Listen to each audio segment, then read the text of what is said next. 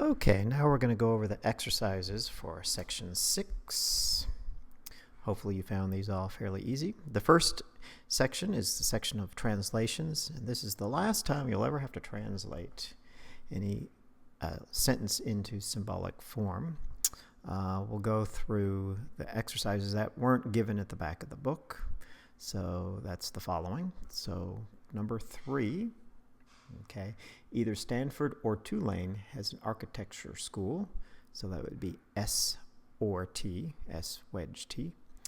Number 5, if Chanel has a rosewood fragrance, then so does Lanvin.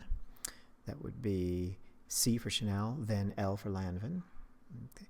Number 9, Armani will launch a leather collection given that Gucci accepts skinny models. So the given that is usually translated that if Gucci rejects skinny models, then Armani will launch a leather collection. That's how the given that is understood in terms of what it actually means. So that translates then to G implies A. 11, Bill Gates does not support malaria research unless Warren Buffett does. So that gets translated as not B. So it's either Warren Buffett supports research or Bill Gates doesn't. So it's not B or W. Number 15, not both Jaguar and Porsche make motorcycles. So it's the not outside the J for Jaguar and P for Porsche. 17, either Nokia or Seiko make cell phones. So N disjunction S. And 21, if Bill O'Reilly spins the news, then if Chris Matthews fights back, then Rachel Maddow tells it straight. So the main operator here is the then after the Bill O'Reilly part. So it'll be B implies, and then parentheses, C for Chris Matthews implies R for Rachel Maddow. And last, number 23, Tommy Hilfiger celebrates casual if and only if neither Ralph Lauren nor Calvin Klein offer street chic. So that's T for Tommy Hilfiger, triple bar for the biconditional, not in parentheses, R for Ralph Lauren, and at disjunction C for Calvin Klein, right? So the neither nor gets translated as a disjunction outside of parentheses, disjunction. Okay. So now we go on to the next section 3 to determine whether these are well-formed formulas or not. So number 1 is a well-formed formula. Number 2 is not because you have the implication within parentheses after the dot, and that's not right. That the implication has to be between two statements, not between two operators. Number 3 is not because between the E and the F you just have the the negation sign. That's not an operator that can conjoin statements. It can only negate either a single statement or a complete compound statement.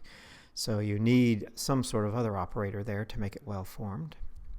Number 4 is well-formed.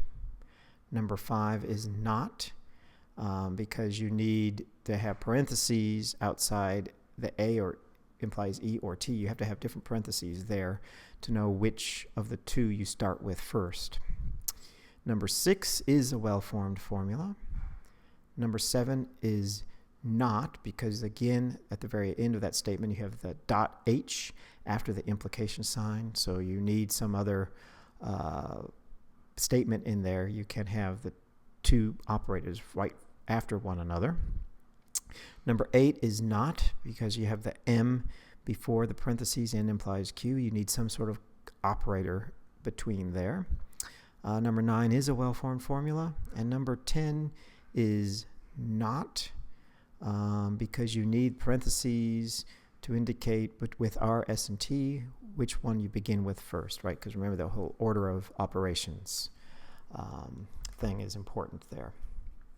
So now we move on to 6.2, section 1, supposed to identify the main operator.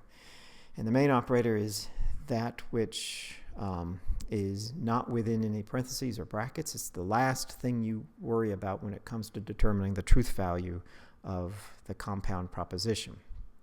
So number 2, it is the horseshoe. It's the implication. It's not within the parentheses as the disjunctions and dots are.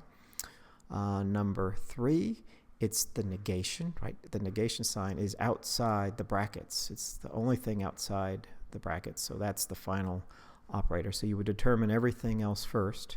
So you do what's in the parentheses, the S biconditional K, to determine that truth value, and then do the conjunction of that with P. And then once you got that truth value, then it gets negated as the last thing you do in the truth operations. Number 5, it is the disjunction is the main operator between the parenthetical statement on the left and the negated bracketed statement on the right. Number 6, it is again the negation sign because it's outside the brackets. Number 8, it is the triple bar, the biconditional, that is the main operator. And number 9, it's the dot between the E and the large bracketed statement.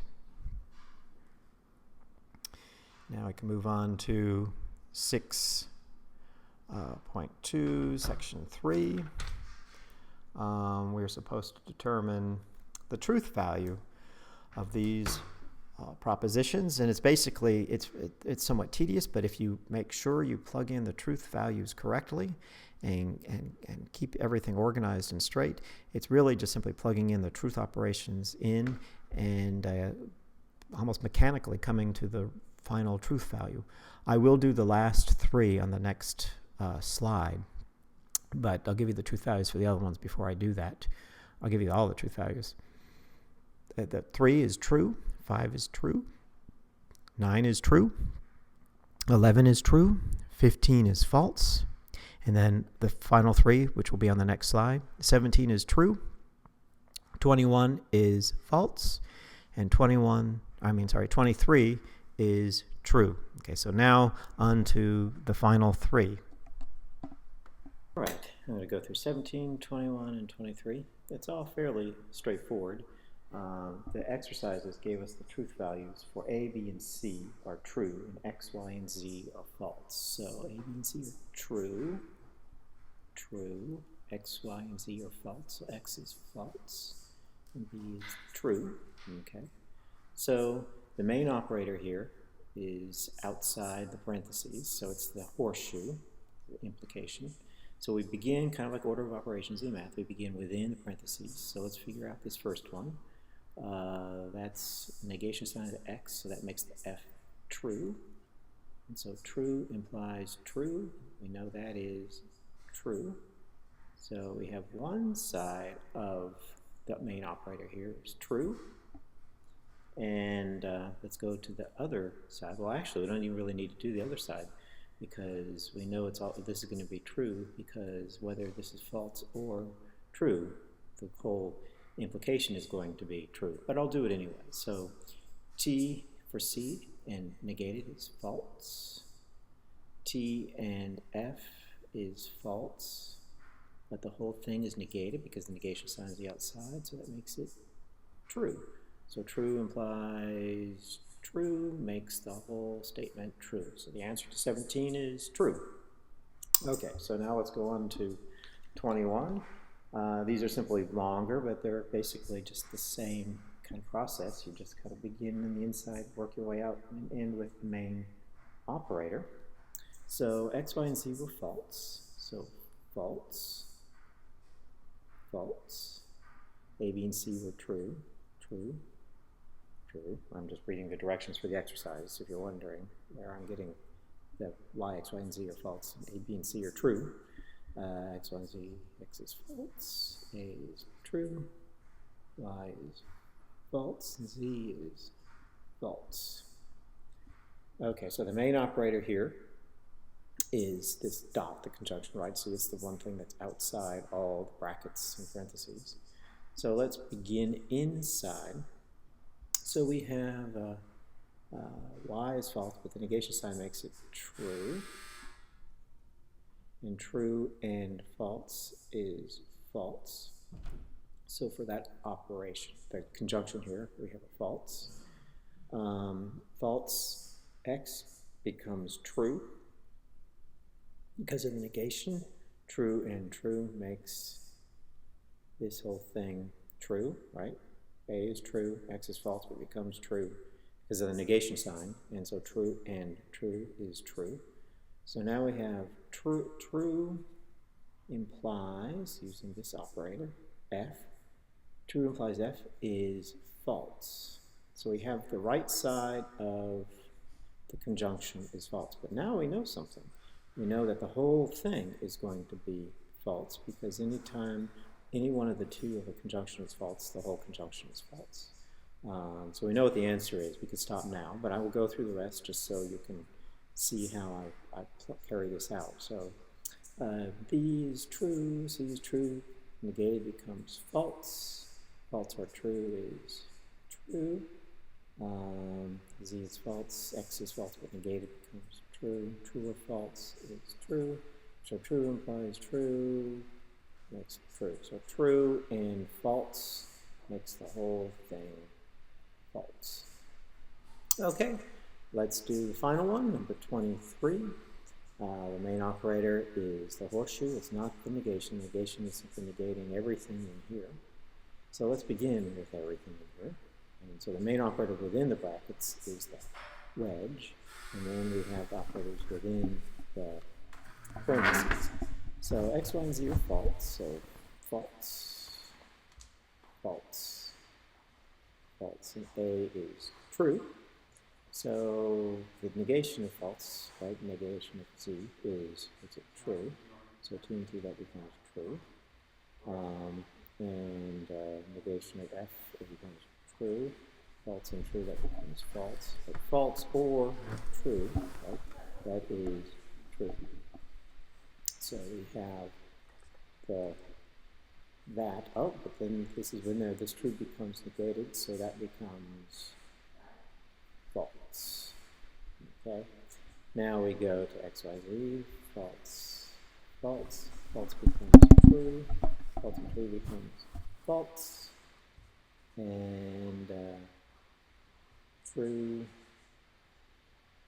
And true. True becomes false. True and false become false. So false or false is the only time that the disjunction is false. So the false implies false, right? And false implies false gives us a true. True. So the answer for 23 is true.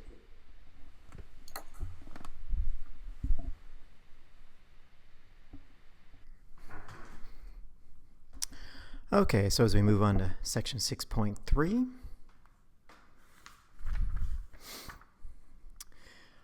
here we are to use truth tables to analyze statements. And so I will do 6 and 9, but I will give you the answers to all of the ones that aren't given in the back of the book. 2 is contingent, 3 is self-contradictory, 5 is self-contradictory, 6 is tautologous, 8 is contingent, and 9 is contingent. So now I will do a 6 and 9 in the next slide.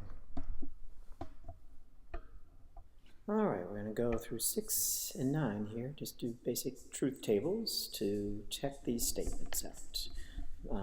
Where tautologous statements are always true, self-contradictory are always false, and contingent means there is a line that's there's both a truth and false version of the statement. That's basically what contingency means. It may or may not happen. So let's start with this, with M. We have 2 different letters, so that means we're going to have 4 lines. So T, T, F, F, and so P, T, F, T, F. The main operator here is the wedge, the disjunction. So put the same truth values for P and over here. T, F, T, F. And for M as well, T, T, F, F. So let's go and find out the truth values for the main operator. So T or T is true. F or T is true. True or false is false. And false and false is true.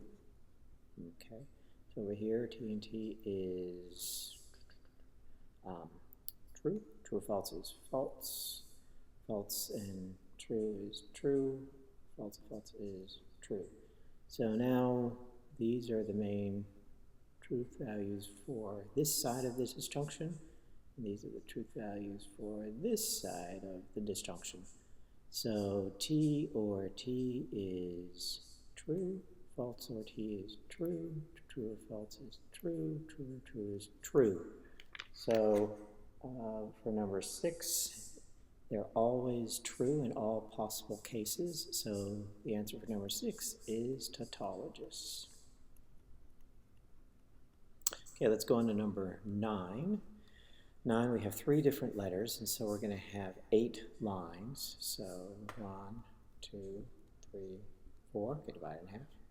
5, 6, 7, 8. So we'll go to R, we'll divide it in half, so it'll be 2, 2, 2, 2. So T, T, F, F, T, T, F, F. And for F, would be TF, TF. So TF, TF, TF, TF. And we plug in these same truth values over on this side of the main operator. Here is the triple wedge or the biconditional.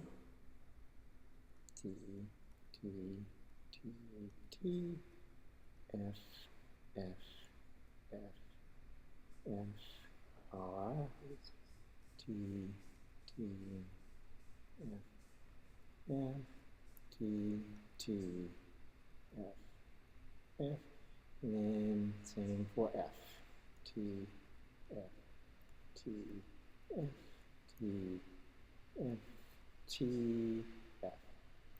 Okay, so let's start on the right-hand side of the biconditional. So we already know what's on the consequent of this horseshoe, so let's figure out what's on this side of the horseshoe. T implies T is true, T implies T is true, T implies F is false, T implies F is false, F implies T is true, F implies T is true, F implies false is true, and true. Okay, so now we go to the main operator here within the brackets. So T implies T is true, T implies false is false, false implies true is true, false implies false is true, true implies true is true, true implies false is false, true implies true is true, and true implies false is false. It's a little hard with this to keep it all separate, but on like graph paper or something, we can easily keep it all separate. But so we have this side of biconditional all figured out. So let's go to this side now.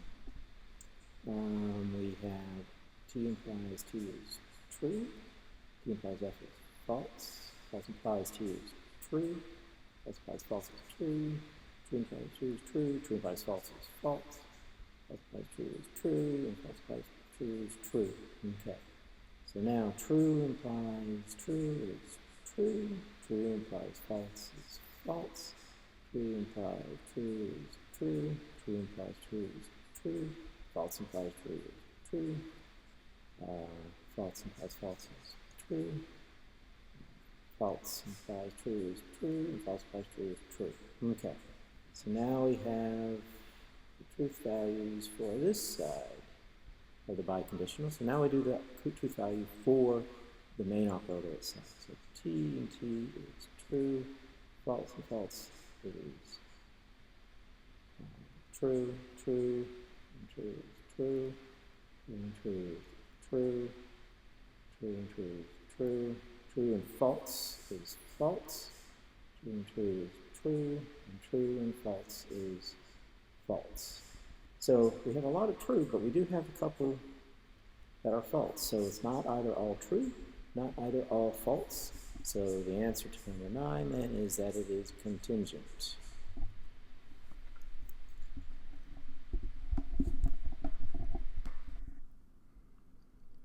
All right, now we move on to the final section for the homework on section 6.3, part 2.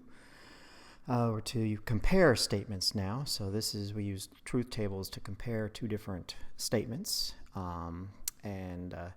So if they have one truth in the same line, then they can be consistent, which is the answer to number 3. For number 5, it's logically equivalent, which means that they have the same truth value on each line. That's also for number 9, it's logically equivalent.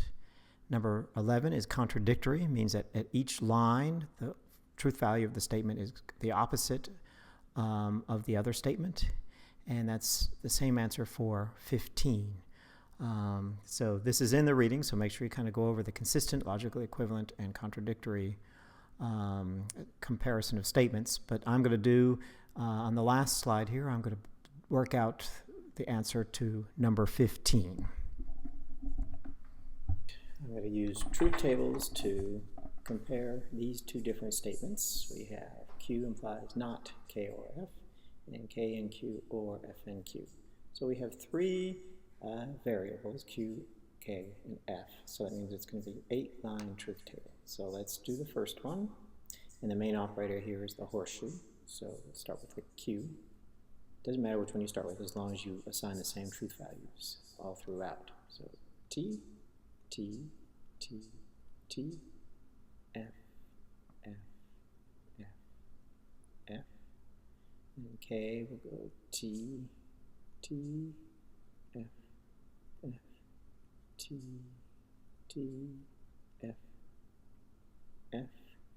And then F will be T, F, T, F, T, F, T, F. Okay, so let's analyze this statement before we compare it to the next one. So T or T is true, T or F is true, false or T is true, false and false is false. The only time it's false. T or T is true, two falses, true, true, and false. So now we have the truth value within the parentheses, but you see everything within the parentheses is negated. So we take this truth value on this line here, the main truth value under the wedge, and flip it. So this becomes false, false, false, true, false, false, false, true. And we have Q here, so T implies false is false, T implies false is false, T implies false is false, T implies T is true, true, true, true, true. So now we have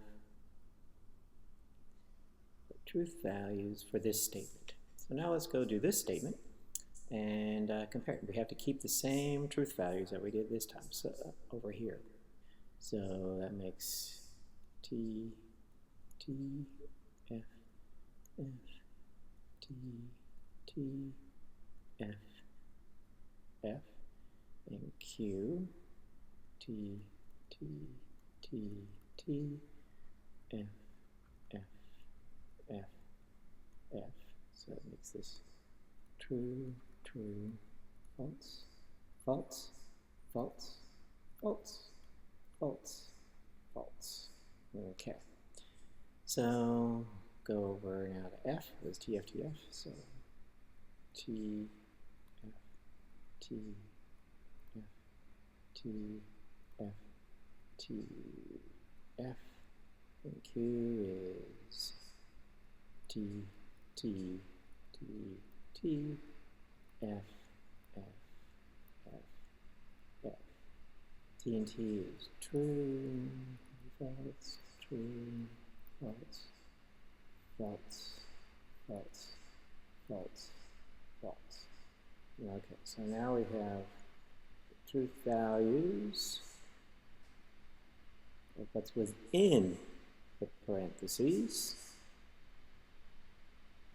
And so now let's do it for the main operator. So T or T is true, T or F is true, F or T is true, F or F is false, F or F is false, F or F is false,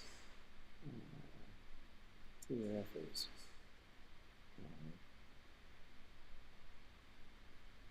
False and falses.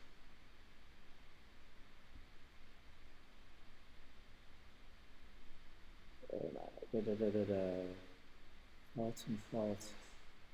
False, false and falses. False, false and falses. False. Okay. Yep. So now we have the truth values of this statement. So let's compare them. So false, true, false, true, false, true, true, false, true, false, true, false, true, false, true, false. So the truth values of this statement are the exact opposite truth values of this statement. So that is because these two statements are self-contradictory. Which is the answer to number 15.